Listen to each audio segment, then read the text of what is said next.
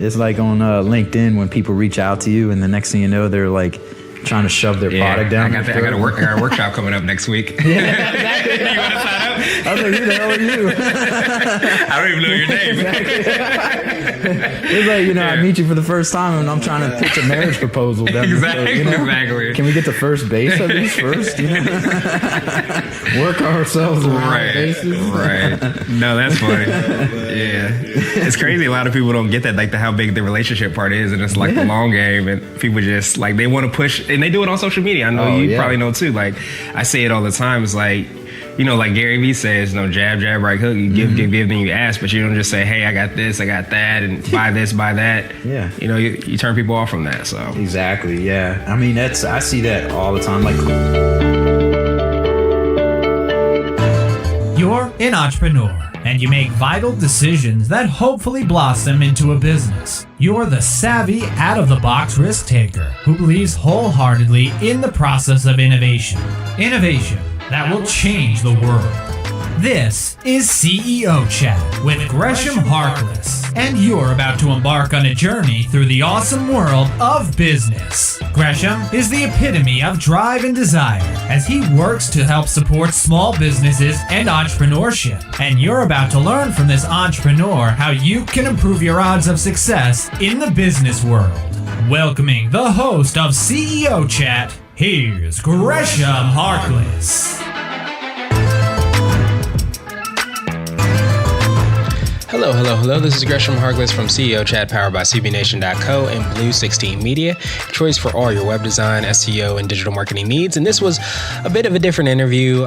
This was a Who's Interviewing Who that we put together, where it was just three of us sitting around just talking about, certain things related to digital marketing, everything from like how we got started in business, future trends that we see in digital marketing, even mistakes that we see people make. But it's literally us just kind of sitting around, just asking questions of each other. It wasn't like an interview of this person or a solo podcast where one person spoke the entire time. It's just an opportunity for myself, Eric Koch of Creative Marketing Zone, and Frank Goodman and Bleeding Bulb to really just, touch on some of the things that were happening in business, some of the things that we see in our specific world, and just perspective and things that we feel.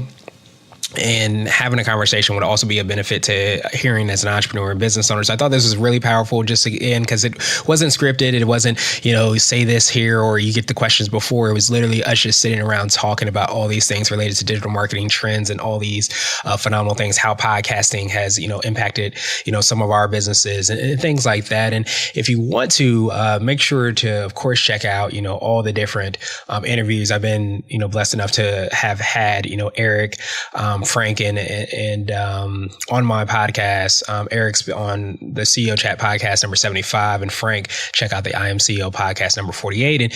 And really what you can do is kind of envision like us just all sitting around at like a coffee shop and just literally talking about business. But the only difference was we actually had microphones so you can hear what we were kind of talking about at that point. But, again, we weren't at a coffee shop or anything. We were actually at the headquarters for Alejo Media, where Anna Davalos from Alejo actually allowed us to get the opportunity to record there. And that was pretty awesome. And if you want to check out her interview, of course, check out IMCO number 47, where I had the opportunity to interview her as well. But again, this is really powerful. This general opportunity, us just kind of just talking about, all these things that are going on in business and how it can impact and benefit you as an entrepreneur and business owner. So definitely, sit back and enjoy this Who's Interviewing Who, featuring myself, Eric Koch, and Frank Goodman.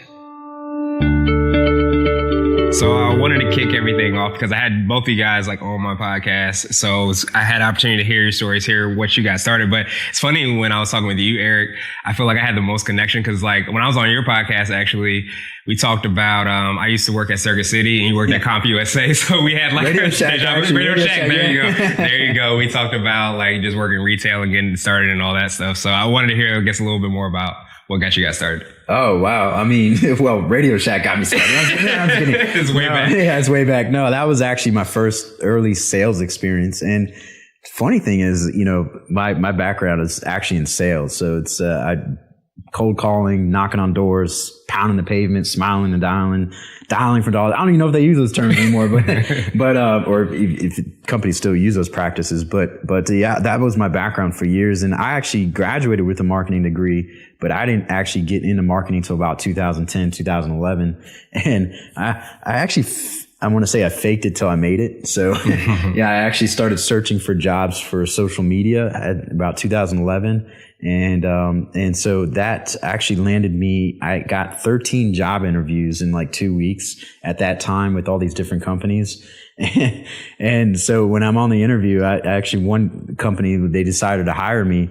And I remember coming home and I was like, shit, what do I do now? Like, I need to actually learn this shit.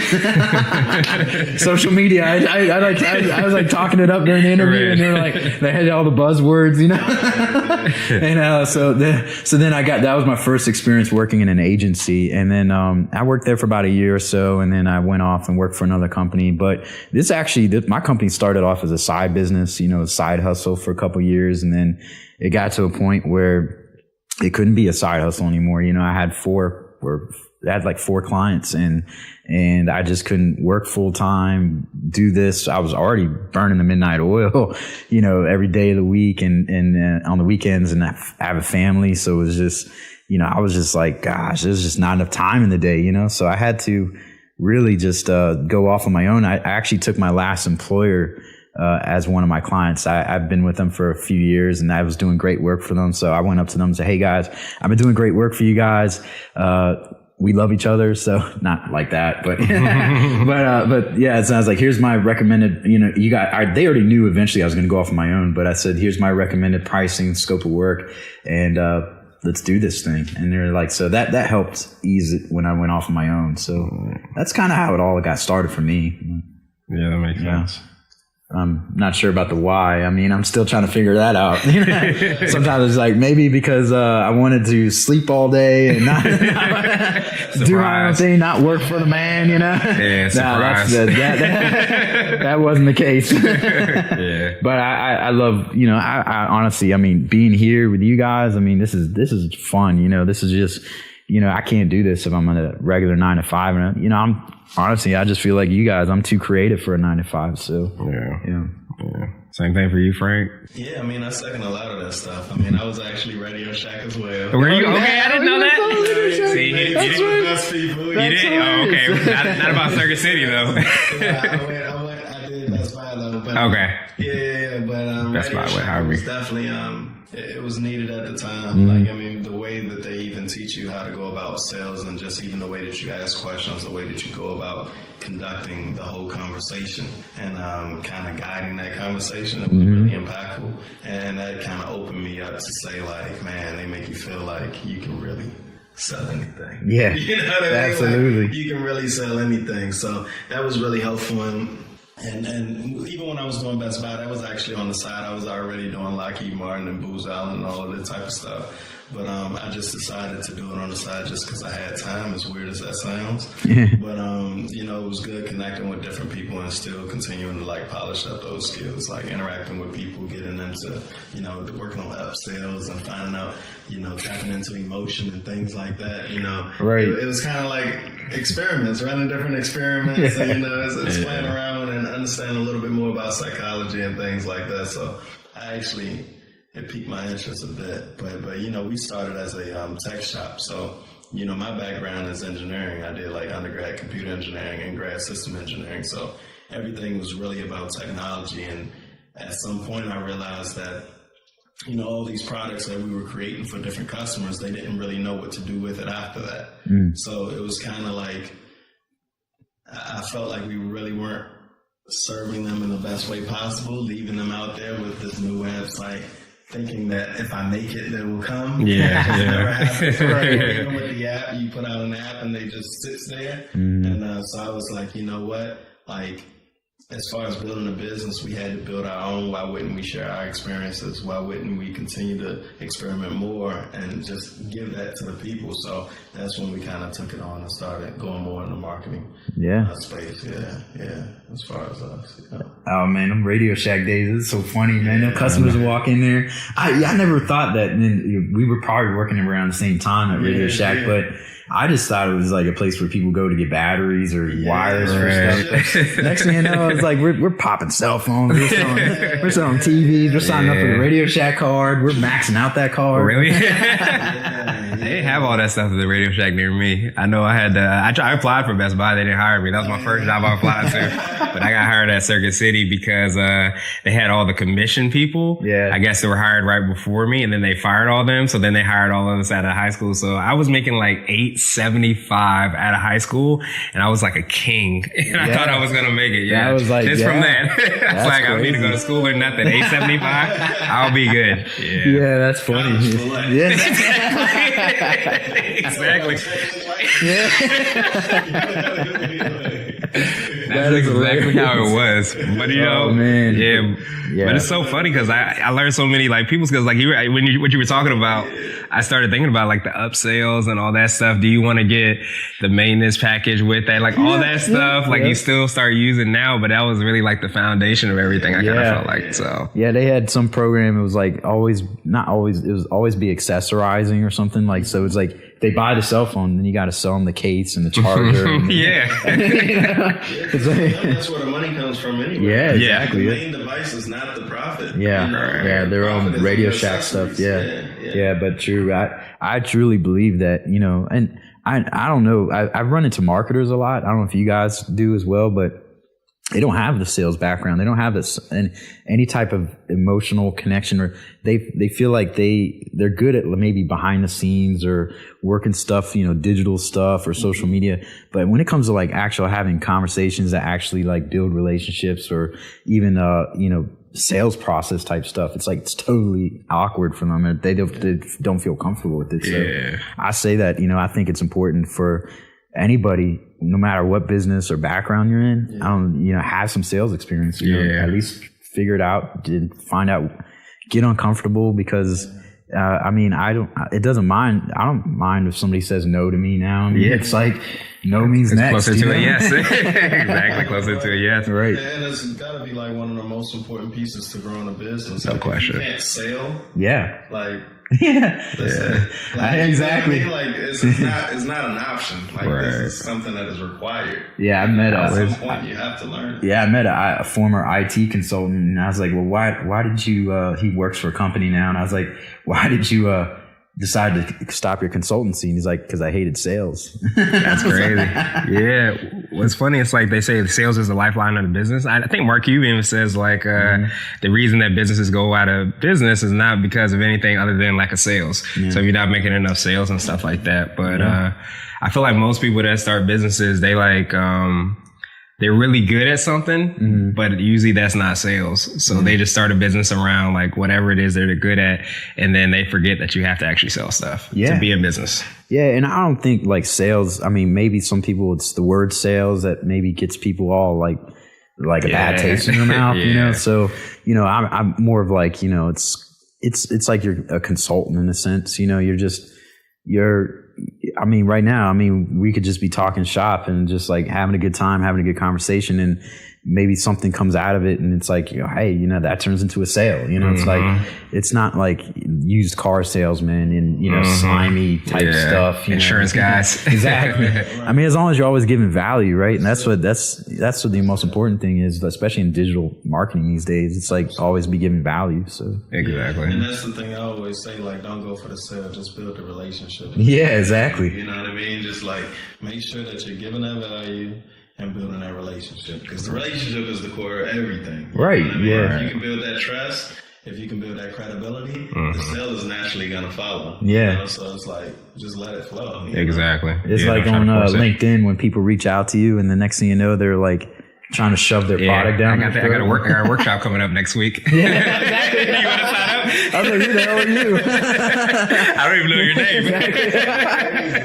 It's like, I meet you for the first time and I'm trying to pitch a marriage proposal down Exactly. the road, Exactly. Can we get to first base at least first? Work ourselves around Right. bases. Right. No, that's funny. Yeah. It's crazy. A lot of people don't get that, like how big the relationship part is. And it's like the long game, and people just like, they want to push, and they do it on social media. I know you probably know too. Like I say it all the time. It's like, like Gary Vee says, jab, jab, right hook. You give, then you ask, but you don't just say, hey, I got this, I got that, and buy this, buy that. Yeah. You turn people off from that. So exactly. Yeah. I mean, I see that all the time. Like a lot of clients don't, especially mine, don't understand that. And when it comes to social media, they think that it's just an advertising platform, which, you can run ads and you can target audiences, as you guys know, and you can, but like that's a cold audience. It's not like going to Google and actually searching and finding the answer to your question. People don't go on social media to look at ads. People actually go on there to avoid ads. So you're working with a cold audience. So you really have to. That's why it's like it's hard. You have to like have that good call to action. You have to get them to stop in their tracks and have them that good call to action, a good image, the good video. And then from there, you got to like retarget them. So it's not like as easy as some people think it is, when it comes to social media. That's why I truly believe the real power of social media is building relationships with folks and networking and just going that route versus trying to focus your energy on ads, Yeah. No, I definitely play the long game, Yeah, for sure. And even as far as the ads go, it's like you don't really want to just do ads without a strategy either, right? Right. You really should be thinking more, from a holistic view. You should really just be focusing on, okay, this and then what. You shouldn't really, I believe you shouldn't really run your business off of ads. So there should be other streams, like that can't be your primary way of making money, because then ad prices go up and then what? Phone leaves, then what? It's just too much weight on that one source. So it's very important that you actually come up with a strategy, because marketing is not ads. That's a component, that's just a little piece. That's a piece of the puzzle. So it's important for your marketing strategy that you're thinking across, more than just social media, more than just, running ads and things like that. It's funny because when I do some presentations, sometimes I'll say they talk about the average millionaire, has 7 or 8 streams of revenue. Right. It's like you should have that same mentality when you're running your business. It shouldn't just be ads. It should be face-to-face networking, referrals, Facebook ads, maybe then Google ads. You're getting business from everywhere, but most people are I get all my business from word of mouth. I don't need to do anything else. I don't need to have a website. I don't need to do SEO. I don't need an app. I don't need any of that stuff. Everything comes to me word of mouth. But what happens if that dries up? Yeah, exactly. What are you going to do? Yep. So that's true. Yeah. And on top of what you just said, beyond just saying, oh, I just get word of mouth, people are growing these huge followings, these cults or whatever, to where it's okay, when it comes time to move online and everyone else has this crazy following, you're gonna be so far behind. Yeah, it is. If you don't consider the internet is here to stay, it's not going anywhere. Right. And that eventually your people are gonna be online and they're gonna find better offers or other offers. It's gonna really be your relationship that's gonna keep them in tune with you, and it's gonna be getting regular information from you. And what better way than over the internet? You can't just run into each other every day. Forever. Exactly. What's the chance of you running into them? In their face and continue to show your value. What's easier than following them everywhere, because they're gonna have a device everywhere. Exactly.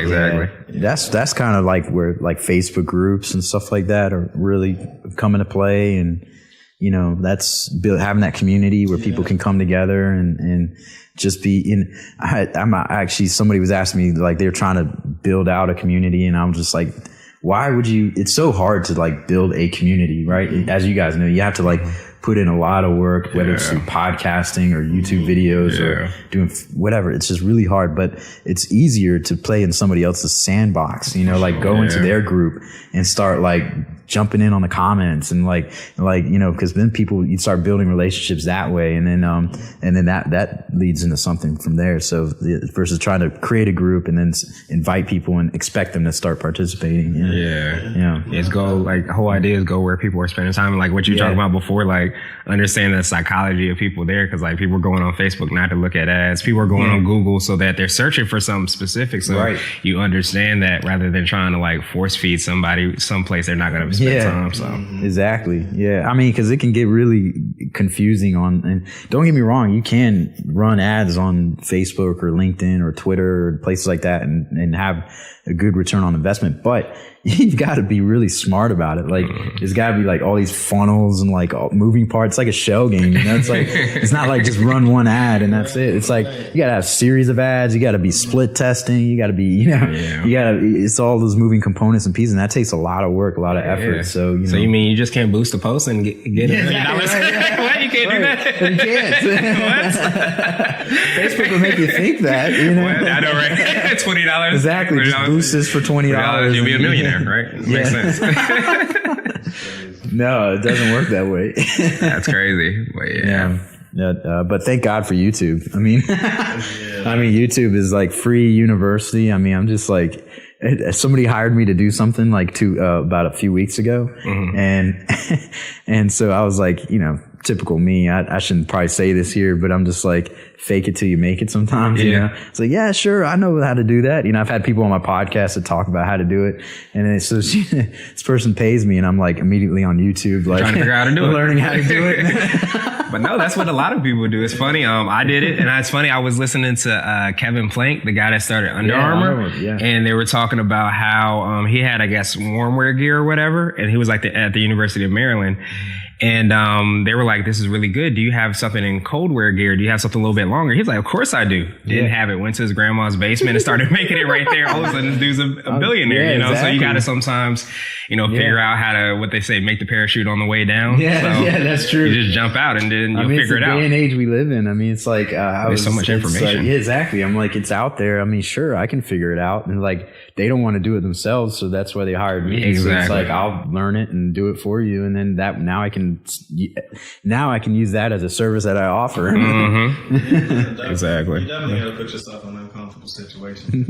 Exactly. That's for sure. Exactly. You know what I mean? And if you're confident and you have the ability to learn. Yep. That's a huge skill. Like the ability to learn how to figure out how to do something. Like it's hard to put that on a resume or something like that, but like it's something that's huge. Right. Figure shit out ability. That's one word. Like you're hired. Okay. Yeah, I took my team to the Super Bowl on Madden, They don't know that. What life skills do you have? I'm applying for the head coach of the Green Bay Packers, I took my team to the Super Bowl. That's hilarious. But no, that's Madden. It's so interesting. But I wanted to ask you, so like, what's like, I always tell people like everybody doesn't need an app. But like, is that the case? Do people like, absolutely. Is it? Okay. How do you figure out when you need one then? I think it depends on your goals. Okay. Everything is about your business goals, right? Like anytime that anyone asks for any type of service or product, you're going to initially say for what or why? Like, what is the point? What is the purpose? Like if a person wanted a website, but they didn't want to put any energy into doing anything for the website, or they didn't really need to display all of these services and products, that's when you're saying like, why aren't you considering social media? You get what I mean? Mm-hmm. Or maybe you're on social media and you're doing all these products and things like that, and you realize that, hey, this source may die one day. Do I really want to put all the energy and only have a following on social media when I could be building my following on my website that I know I control? Right. I know that you can't put a price tag on that. Like it's mine. Right. So it really just depends on what a person needs. If they come in and saying, hey, I'm really trying to boost my productivity, maybe there's a piece of software or an app that already exists that you can leverage, and you have to weigh if it makes more sense for you to invest in creating your own, where you're going to have the most flexibility possible, or if you're going to go with something that's already created and save a couple bucks, but you're going to probably pay the rest of your life. You get what I mean? Right. So depending on what the goal is, whether it be, increased productivity or you have a new idea, you still just like having a new idea. Like there's an idea validation phase where you need to find out if there really is a market. Like what is the competition? What are they actually making money? If you're trying to go the funding route, are other people like you getting funded? Like what type of money are they getting? Like what type of traction do they have? So it's just so many different things you got to take into consideration anytime you ask for anything. Yeah. You know what I mean? It's like, for what? We always ask why. Yeah. It's funny. That's one of the big questions. It's like, I don't have any kids or anything, but, I used to get in trouble whenever I asked my mom why. You know what I mean? Because like, why should I do this? Why should I do that? My but it's brother funny. did that. Yeah. There you go. But it's funny because when you sit down with the business owner and you say, oh, I want a website, or I want to be on Facebook, or I want to be on Snapchat. Like, why do you think you should be there? Yeah. Oh, because my 2-year-old told me that I should be on Snapchat or something like Right. that. So it's like they don't really start asking these why questions. They just say, okay, I'm just going to do this because I heard it was right. But it may not even align with my strategy. And the same thing happens in sales, right? Like a lot of times people will be like, I need more customers. And I'm like, why do you need more customers? Because I need more money. Okay, so why do you have to get more money from getting new customers? What about the customers you already have? Right. Can you get to know them a little bit better? Is there something else you can offer? Can you capitalize on that? Because it's going to be more expensive for you to bring Get on more new customers, yeah. than to just nurture the ones that you already have Right. and upsell them. You know what I mean? Exactly. So it's just like really thinking about what are you really trying to get, and then trying to create a strategy around that. Because with salespeople get it caught up all the time. They're like, I need more people. I need more this. Yeah. It's like social media. I need more followers. Yeah. Okay. Why? You know what I mean? Like if you're just randomly getting followers and you're not targeting all these other things, and depending on the platform, and if you're trying to sell something, if they're not converting, how does that really benefit your ultimate goal? Right. If your goal is to make more money, so it's like, understand why you're going to put this energy and time into these different things, because everybody think that it's standard. I need to have 1 million followers. It's just not the case. Yeah. I mean, I'd rather have, in my opinion, you could have 1 million followers and not even maybe 1% of them are actually engaged or actually will, if you put a product out there, would any of those people actually buy your product or service versus a community of 50 followers or 100 followers who are, if you put a product or service out there, they would be like, yes, I'm ready. Let's do this. Yeah. I'd rather have that than be a bunch of followers and be broke. Yeah. Quality over quantity. Yeah, exactly. It's all about having your tribe. You But it's, build your tribe. it's vanities type stuff that, so people are always like comparing themselves to other people. So Yeah, that's why I was wondering if it was part, the advertising piece, because I feel like, most advertising is always telling you don't have something, so you need to do something else. So, I want to look like that, because so I need to go, sign up for this Jenny Craig, weight loss, whatever. Yeah. So I look like that. So it's always like making you feel like you're not enough, whether it be followers or whatever. It always is like that human psychology. Of course. Yeah. I mean, we as marketers like to call it social proof, right? Yeah. So, so we always tell people, if you see an ad from somebody and they've gotten 5 followers, I mean,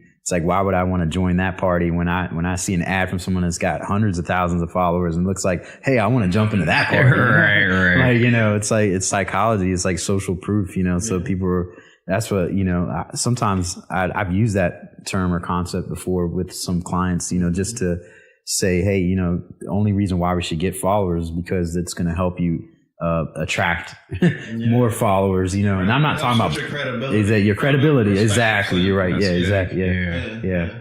Even though it's kind of stupid, but it's like, but it is what it is, Yeah. I mean, it's just like fake testimonials on a website. Yeah. Like, I mean, you don't really know if they're real, if they're just written testimonials, but it still makes people feel more comfortable. Right. It's just like how we've been trained. This is what you trust. Yeah. And so knowing that about people, that's how part of the strategy. Exactly. Yeah. It's like, we know what makes people most comfortable, tapping into that emotion. Yeah. You're missing this. Yeah. This is what's going to happen if you don't do this. Right. Or fear or all of that type of stuff. So, yeah, man. Yeah, it's funny, like even from like an SEO perspective, like if people are searching online, a lot of people don't realize you can manipulate the rankings to show up higher. So a lot of people assume that what shows up higher is the most trusted, service or whatever. So if I'm looking for a personal trainer and I type it in Alexandria, whatever shows up number one, that must be the best. They don't even realize that person might not even, he'd be a garbage personal trainer, but just has a really good tech guy or SEO guy that can manipulate it to show up. So again, same type of concept. Yeah, exactly. Absolutely, dude. That's crazy. Oh, man. That's crazy. What are some of the things you guys kind of see, like, I guess, for the future of marketing, like ways that I guess maybe even business owners and entrepreneurs can kind of prepare themselves for it? I mean, MySpace, I think really, not MySpace, but You're going to MySpace. we're going to go back to MySpace. What's the name? What's the name? Steve? No, Tom. Tom. Yeah. So, exactly. MySpace is making a comeback. It's just, I don't just do social media like you guys know. Like, I really like to do creative consulting for companies. So I think that a lot of these newer stuff like AR and AI and stuff like that are really going to take over. I mean, it's like, you flip open a magazine and, people still read magazines. So you flip open a magazine and you see something that you like and you just scan your phone over it and immediately it purchases it from Amazon, that kind of thing. It's, I expect to see a lot more of.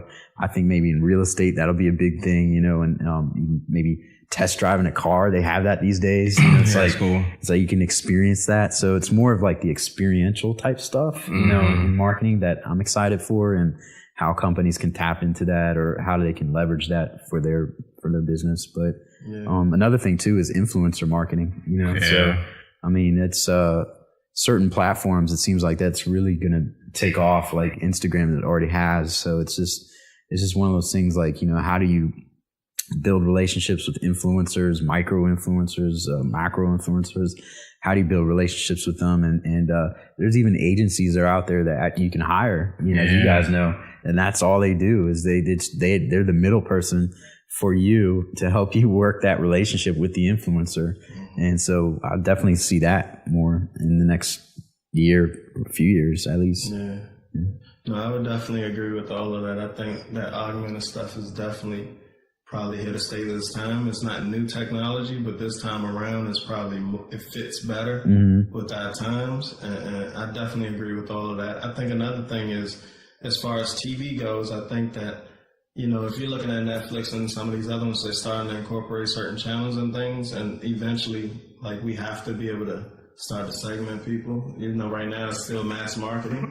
So it has to move to where TV is going to be provided through stream so that we can pay more attention to people's behavior and then be able to easily market to different people in that way, because it's already shown. Like, I mean, even if you're looking at Netflix, what type of movies people like and what people like to do. Yeah. And that's going to speak to personality and other things like that.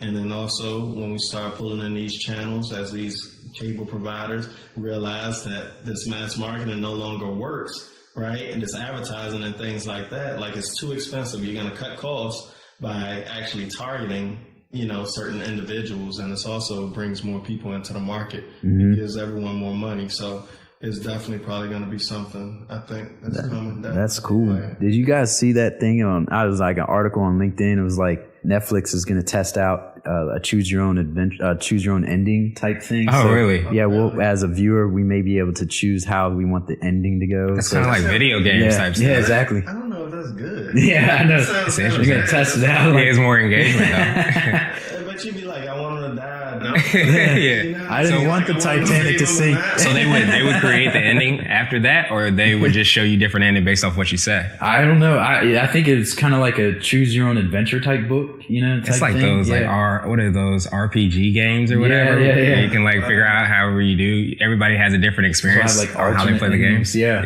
So I wonder if that's throughout the whole movie. It would be kind of neat. You have your own experience. It'd be cool. It would be like a Steven Spielberg. Really Exactly. Yeah, it'd be pretty neat. But they're going to test it. I think it's for maybe just for ones that are on Netflix, not like a Steven Spielberg type thing. Maybe who knows? Maybe he is. I don't know. Yeah. But the Titanic doesn't sink. Keeps going. I don't want it to sink. No, that's crazy. Well, it's funny because all of it kind of comes down to the consumer having more power. So it's how do we really make an experience. I want you to engage with my product more. So I'm going to give you exactly what you want. I'm going to let you have the keys. You make the decision. So you're probably going to want to watch it all the way through because you didn't want the Titanic to sink. Right. So now you get to see everybody having like a party boat or something like that instead. So it's just interesting, like the way, how much data everybody has and how they're using that data to kind of customize the experience for everybody. No, that's true.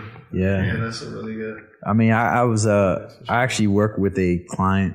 It's a subcontract account, but they do like immersive displays like inside museums and stuff and stadiums. But it's like, they have that now with like a museum called the Comedy Museum in upstate New York. And your experience is based on, it's tailored towards you and you can be in the shoes of a comedian. And so I was just like, wow, that's pretty cool. That is cool. You can literally do anything, and you probably never have to leave your house. Yeah, that's true. Yeah, It's kind of freaky at the same time. It is. Because if you think about how removed people are, as far as like, I know. We're gonna have some very awkward people walking. Seriously. But like the social aspect, it's gonna be lacking if it's not through a keyboard. It's gonna be very difficult for people to like connect. Yeah, it's like they were wearing those glasses. I know, right? Are you talking to me? Are you talking to me? It's like, when the Bluetooth came out. It's like, are you talking to me? No, I'm talking to somebody here. Nah, that's hilarious. Yeah. Oh my gosh. It's definitely crazy. Yeah, seriously. Yeah. I remember because I saw, because I have all these like Google Homes and like Amazon Alexa in my house. And then I remember I have a Fire Stick on my TV and I always buy like this protein and then I cut on my Fire Stick and they had a commercial that the protein that I was thinking about getting that was targeted directly to me. And I was like, this is crazy and scary at the exact same time because I've been thinking about doing it and I don't even know if I searched for it or it was in my cart. It does on your phone too. They listen. Yeah. Like you can turn, I think you could turn the feature off, but I literally think to the comment. I believe it. Well, they said because I've opened my phone and like an ad be up based on the conversation I'm having. Yeah. You know what I mean? So we're gonna see Under Armour. Right. I've heard from multiple people. They're like, dude, I turn on my phone sometimes, and they're like, right there, like, as soon as I go on the internet. That's crazy. They must be targeted or the government's on them. Yeah, right. They probably ahead of the curve because they probably kind of lock down on that. You can't do that. Yeah, I saw this movie. It was called IT or something like that. It had James Bond, Pierce Brosnan in it. Yeah. Like he had all that stuff set up in his house, and like he had hired a guy to come inside there and reprogram or do something to it. And apparently Pierce Brosnan, I forgot the name of the movie, he pissed off the IT guy and he wired everything to like go off against him, like so his house turned against him and everything. So, it was crazy. It'd be like Alexa. I know, right? I was about to say Alexa, turn the TV off. It turns on. It's like water sprayed everywhere. Like, exactly. Yeah. That's hilarious. But yeah, that's when what did it say? The technology is controlling us. Exactly. We're not controlling it anymore. Like Terminator, Yeah, exactly. The machines, or iRobot, yeah. They'd go against the humans. It's crazy. I do, yeah. Still the same, I mean, the thing I like most about now is that because I felt like for so many years, like in sales environments, it was like, it was kind of like it's silos, you have sales over here, you have marketing over here. And it was just like, the two never really, like when I worked with some of these companies, the two never really jived. It was like marketing would always try to tell us what to say. Yeah. And it's like, you're not on the phone. Leads. I'm the one talking to these people. You're not. Like, and then they acted a certain way and was like these douchebags, like to me, I looked at them like that, but not all more, but so, so I'm glad that now it feels like marketing has become more aligned with sales. So, we're held accountable to a lot more stuff. Like we can't just say, hey, we're going to put up this ad and billboard or whatever. And you'll get, 10,000 people who are going to drive by it every day. It's like now it's like, we want to know how many leads this is getting, how many opt-in conversions it's getting, what type of sales are we getting, so it's like becoming very integrated with the sales process. So I really like that. Yeah. That's the big part about that, because that's what I usually always say about all this digital stuff. I said the biggest reason for it is because you literally can track and see just about everything. Yeah. You don't send out a newspaper and wonder if somebody read it. You can literally find out if somebody read it. So like you can put heat maps on your website. Yeah. You can literally see where they're clicking or not clicking. So it's like, now you have your clients and they say, okay, well, I want to know how much this stuff, how many clicks is this getting, because you can track all that stuff. How many calls am I getting? All that stuff. Are your services really converting to exactly. Right. Yeah. But I think it's funny because I was going to ask you guys if you felt like if the digital marketing world was really competitive, but I feel like it's going to separate people, because people that are actually performing are going to be able to say, I've done X, Y, and Z with this client. Look at the number of calls. Whereas somebody who may not be, as accountable or as good at what it is that they claim to do will not be able to kind of showcase that. Yeah, absolutely. I agree with that, especially. I mean, you can bullshit all you want. I mean, people read between the lines, but if you've got the numbers to back it up or the stats to back it up, then I still think there's this level of like a lot of the business owners, they aren't like involved enough or educated enough to really understand the BS. Yeah. So it's like, you can still have that one up, but I think the time is coming to where it's going to be more common language across, the board. Yeah. For people to understand what's really going on. And, word of mouth, I mean, that we were talking about that earlier, but, that's spread. So, you get one person that just says this guy's a bullshitter, and then it's trending on Twitter. Exactly. That's not what I wanted. Exactly. But it's definitely gonna showcase like who's really who's really doing what they say they're doing and who's not, and then you'll definitely be able to find that out pretty fast. So absolutely. Yeah. If there was, I guess the takeaways probably is the biggest thing. Like if there were big things as far as digital marketing that you would want a business owner to know, what would you kind of tell them? I mean, in my opinion, I think that more companies are going to be spending in digital marketing, but don't put all your eggs in that one basket. So, I mean, there's lots of ways to market your business effectively. I mean, we were talking about this earlier. I mean, just because somebody says they hear the word, or you need to be on Twitter or whatever, it's like that doesn't necessarily mean you have to be on that platform. There's lots of ways you can effectively market. It could be including offline marketing. So good old fashioned shaking hands, networking, being comfortable with that, not just saying, hey, I'm just going to focus everything online. So definitely, use online to your advantage, but be smart about it, be strategic, and go from there. Yeah, I would always just really emphasize, like I always do, the whole goals thing. How you really make sure you understand your goals and what you're really trying to accomplish, and then you can start to map a strategy to that. But I mean, I think a lot of business owners need to understand that marketing isn't something that's easy or guaranteed. Like, there's no one method that is guaranteed. There's no guaranteed win. There's no guaranteed anything. It's about experimenting. It's about trying different things, because everything is going to be specific to what you're doing at that time in that moment. You can't look at someone else and what they're doing and assume that if I just bring this to my business, I'm going to get the same results. It's different every time. So it's something that you need to explore. It's something that it takes some time for you to find your way. But just make sure it's in line with your goals, Yeah. No, that makes perfect sense. Yeah, I've always said that, overall, you should have some type of strategy. So I always say, like, I'm a journalist at heart, so I always feel like, I always say you are your own media company. So the idea is that you create content. You figure out what you're good at, what you're not good at, and then you try to spend time in that sandbox, so to speak, like you said, Eric. But then you really focus on creating content, creating, whatever it is for your target market. And you're not trying to do everything, do all those things, but you understand that it's a process as well, too. So it's just not like we talked about, you boost an ad for $20 and then you're a millionaire. Right. You have to experiment with different copies, different pictures, all those different things so that you can try to see success. So, no, I think those are definitely great points. Yeah, and you're talking about like how it's going to evolve over the next year. Definitely people who practice what they preach. I mean, it's definitely a big one too, because I mean, you talked about this before. You get a business card from somebody and they say they're a website developer, but their business card sucks. I mean, it's like, it's probably more than likely that their website sucks. And why would I hire you to design my website when it's like, or same thing with content marketing. I mean, this one guy I know, it's literally, you've met him before.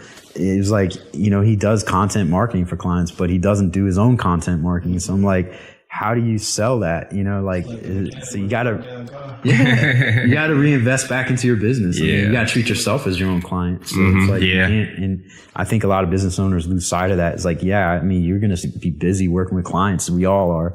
But at the same time, it's like, you gotta position yourself and treat yourself as a client so that you can sell yourself easier to other people, but also that helps if you're trying to build a brand. So and until you saying that investment thing, like invest in your business and to just like really push, like it's a process and you're learning from it no matter what. Like it's not losses when you're trying something and it doesn't work out. Like don't get discouraged because you tried something and you think it just doesn't work. It may just be a tweak. It may just be something very small, but just like explore, you know what I mean? Like you definitely want to, don't explore everything. Right. But do your research and find, some traction and then just make tweaks and try to increase that. But I mean, don't get discouraged because things don't work out. Like it's a process. No one gets it the first time around. And people forget like how new this digital marketing world is. Like it's, I mean, what Facebook is and all this stuff it's coming out with and all this stuff it's taking from other companies as well too is fairly new. So like a lot of people don't realize that it requires a lot of experimentation. It requires a lot of thinking outside of the box because there's not going to be anybody that's been doing digital marketing for 30 years because it's still fairly new. So it's all in trying to understand like, hey, these digital marketing tools have changed and they evolved. And while the marketing principles might come over, it's still like a new playpen, so to speak. So, I mean, this stuff changes every day. Yeah, I mean, it's crazy. I mean, I was in the ads manager yesterday or the day before, and I was, from 3 months ago, I was like, I knew where everything was. And I was like, we had all these new features and I'm just trying to figure out, and I'm like hitting the little I mark, to get more information. And I'm just like, oh my gosh, it's like a whole learning process again. I mean, it's weird because if you look at it like just Facebook ads manager and all that stuff, which used to be the power editor, it just looks so confusing, like from the outsider. It's like very clunky, very like, and I mean, they're getting better about it now, but it's just like, and sometimes you got to watch out because they'll have you edit your placements. For instance, it's getting a little granular here, but they'll automatically have your placements on all these different places, like not just the feeds, but it'll be also on Instagram or Instagram stories. And then also, so you have to be careful about little stuff like that. Yeah. And I think that's why there's going to be a lot more, specialists too, like in the marketing world, because it is so complex. It's not just, being on Facebook is not just, posting something anymore. You have to do a lot more to it. So now you need somebody that actually does know, okay, it just changed 2 minutes ago. So I know exactly like what the updates are, or else you're not going to be able to stay on top of it. I mean, little nuances like having too much text on your image, right? I mean, that's just, I see that all the time, but it's just like, I know when there's no engagement on the post is because you've got too much text on your image. It's like you should keep that to a minimum. I mean, try to build a conversation around it, not just post a link and then they don't want that anymore. So it's little stuff like that. But and going back to even when we were talking about relationships, making sure that when you are making these connections, whether it be LinkedIn or whatever, lead with a compliment or lead with something about their business. Tell them that you actually read something that they're doing. Like people forget about the whole purpose of social media is to be social, and a lot of people, they just want to gain from other people. So make sure you initiate with like, I want to let you know that I'm paying attention to you. I've actually read your stuff, because if you want them to read your stuff, start doing what you want them to do for you. Right. You know what I mean? Exactly. Do it to them, right? So instead of sending them that automatic, like, hey, also sign up for this, that, and the other, try just like, hey, I read your article. I think it's great content. I wish you the best. I really would like to connect. Maybe we can catch coffee or something. Or maybe we can jump on the phone at some point. Or just like leave it at, I read this and I think it's great. Yeah. And then give it some time. Give it like 3 months. Like, don't. It's Yeah. not a race. pop tart. Right. You can just put it in the oven and pop it So out. quick to put the cell in there, like you're doing it across the board. Like you're reaching out to a lot of people. So give it time and let that relationship build. Because when you start posting, they're gonna be like, it's just natural for people. They're gonna wanna give you back the energy you gave them, right? So if I'm always liking your stuff, if I'm always engaging with your content, if I post something, you're gonna think like, man, I should go ahead and like his stuff because he always pays attention to my stuff. I should read his stuff. He always reads my stuff. So just think about the psychology of a person. Like, people naturally want to give back to you that same energy, you know? Yeah, absolutely. I agree. It works like that, you know? I was going to ask you if you experience this because you have a podcast as well. And have you felt like it's become kind of like a sales tool? Like, you're just like, because like a lot of people I've had on the show are just like people I want to connect with because I know they could be a potential referral source for me, and we build that partnership. And I've gotten referrals and I've passed referrals to them. Yeah. So I mean, having the podcast now, it's like, you know, I'm doing it for over a year, but it's just like you've been grinding, you know, with yours. It's like it's a natural segue for people to say, hey, you know, I like what you're up to, like on LinkedIn, would love to connect or maybe have you on my show. Yeah. It makes it easier to do. I There's definitely. mutual benefit, right? Yeah. It's like It's free PR. They want to come on your show, Yeah. and you want them on your show. Yeah. Y'all both want to deliver that information to the same audience, so it's just natural. You Yeah, know what I exactly. mean? It just makes sense. Anytime you can get a connection like that, so it only makes sense. Yeah. And people Yeah. like to talk about themselves. So. Yeah, definitely. Who doesn't love to do that? Right. Yeah. Well, no, it's funny as you say that. Yeah, because that's been my mentality to try to use the podcast as a way to build relationships as well too. And it's always been like a long-term investment. Like, you know, obviously I do the podcast and create content, but I try to, you know, I've had people like on my blog and stuff, but I tried to take it to another level where I wanted to set up a phone call at the very least just to know who's on the blog and try to maybe have them come on the podcast, and then you spend a few minutes or an hour or whatever together, and then all of a sudden maybe that does turn into a relationship or something like that. But at the very least, like we were talking about, you know, understanding who you are, understanding like what value you have to bring to somebody. I just try to think about how can I give and provide value that's in alignment with my talents. And then maybe it's a good win-win. And then maybe that just turns into a client. Maybe it turns into a relationship. Who knows? But, you know, if you provide value to people, I'm a strong believer everything comes back. Yeah. I mean, you're impacting lives. So it's like you're literally one person at a time. And it's like you're just you never know. You could be in a situation. I had somebody recently that was on my podcast a while back that was like needing some help with their email marketing. And I was like, I know the person, you know, so it's like pass it off and she got the business. So it's just the power of that because you build these relationships with folks. I had somebody who was on mine who runs an SEO agency in Arlington, Knucklepuck. And so, you know, they're hiring me to help them with some creative marketing stuff. So it's like, it's because he was on my podcast twice. It's just like, you know, you built up this relationship with each other, and it's like a great tool to network with one another. So Yeah, I mean, that speaks back to that energy thing. Because it's like, if you want referrals, give more referrals. yeah. Exactly. Yeah. Giver's game. Giver's game. Yeah. We all know that. You know what I mean? It's like whatever you want, like just Right. do it. Like Yeah. for other people. And Yeah. it's gonna be reciprocated, you know. Right. You mean I gotta give to get something back? What? What? I thought that was take is take. That's why we're efficient. Just asking up front. I just put up a website. People aren't just gonna come and knock on my door. Exactly. Numbers game, right? Right. Customers. Scale up. That's what scale of it. 1% I should hit. Yeah, exactly. If I get 1% of 1% of this 100 million, then I'll be good. Yeah. Nah, but it's interesting. That's funny. But no, I appreciate you guys like taking some time out. I guess I wanted to give you the opportunity to kind of just say how people can get a hold of you, a little bit more about your business and anything else. Yeah. I guess I'll go first. TheCreativeMarketingZone.com. That's where I'm at. You can find me on Instagram, Facebook, Twitter, LinkedIn. So I got a lot of freebie stuff you can take advantage of that, you know, feel free to take advantage of. And, you know, definitely I just tune into the podcast, man. That I like to share ninja tips on the podcast. And the one thing that I like to do is not just like some podcasts where you hear stories about other people and their lives and which is great. Mine is like actionable this is how you're going to explode doing this strategy. So we actually shared ninja creative tips is what we call it each week. So I enjoy that and sharing the wealth.